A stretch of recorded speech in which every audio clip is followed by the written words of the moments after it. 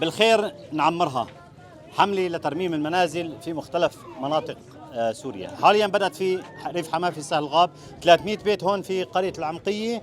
هاي المرحلة الأولى، ولسه مراحل قادمة ومستمرين إن شاء الله حتى نرمم البنى التحتية والمنازل في حملات متتالية. هاي الأولى لنرجع أهلنا النازحين من مختلف مناطق سوريا إن شاء الله. يعني بكل تأكيد مستمرين حتى ما يبقى ولا مهجر بخيمة.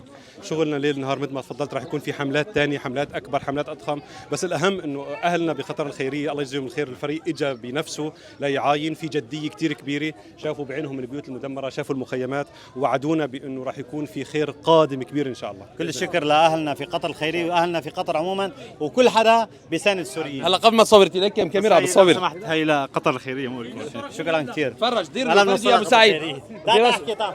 ليك على الجمهور الفرحان والمبسوط. طبعا الضغط الاعلامي يوم اللي ينقلكم وصلوا صوت اهلنا بيوصل. في ناس اهل خير، في ناس اصحاب خير شروها الطيب، شروها الطيب والله. واهلنا في قطر نعم استجابه طارئه. قطر الخيريه حاليا ترميم للمنازل، وكونوا معنا في انطلاقه جديده لعودتهم حق لنعرف للبنى التحتية، لنعرف انه هو الضغط الاعلامي بيوصل الصوت والصوره للناس اللي هي بدها تساعد وتساهم.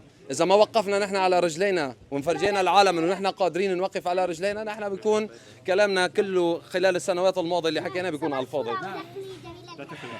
طيب أبو عبد الله يعطيك العافية. أخونا فراس منصور القائمين على الحملة فريق الاستجابة، تفضل. طبعا حملة بالخير نعمرها هي حملة تهدف المرتبة الأولى لترميم المنازل المتضررة، واليوم قرية العمقية واحدة من مئات القرى المدمرة بشكل جزئي خلينا نسميه. شفت عينك هذا المنزل عائلته وصلت للمخيم، حطت الخيم وسكنت بسبب العجز المالي، الفقر لسنوات طويلة خسروا كل شيء حرفيا. اليوم بالتعاون مع اخواننا في قطر الخيرية بلشنا المرحلة الأولى 300 منزل، إن شاء الله في عدة مراحل، في عدة مدن جديدة راح تكون موجودة على الخطة بإذن الله. عاملين الدراسات، كل ما عليكم انه تكونوا عون، لأن دائما تثقوا فينا انه اولادكم ما راح يتخلى عنكم لحتى ان شاء الله يشوفونكم بمنازل كريمه تستحقونها باذن الله. انا عندي سؤال استاذ فراس منصور، اختيار اللون العنابي بالجرافيت اجى عن عبث؟ هذا والجاكيت العنابي والجاكيت مقصود هذا جميع هضايا لابسين تعبيرا عن حبنا لدوله قطر. واحد يذكر انا بدي احكي شغله هيك صغيره بغض النظر عن اللي عم يصير هون وفرحه الناس كلياتها. انا بدي احكي عن فراس اليوم. فراس والله انا يعني بعرفه زلمه نشيط. نعم. وانا والله بالعكس اخي تمام زلمه نشيط وانا بعرفه من سنوات وسبحان الله يعني يلا لا تروحوا الكبل لا تروحوا الكبل.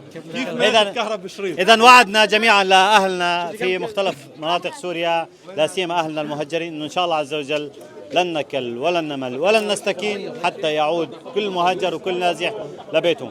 انتظرونا، أنا طالب الهدف فكرت أقولها بصوت.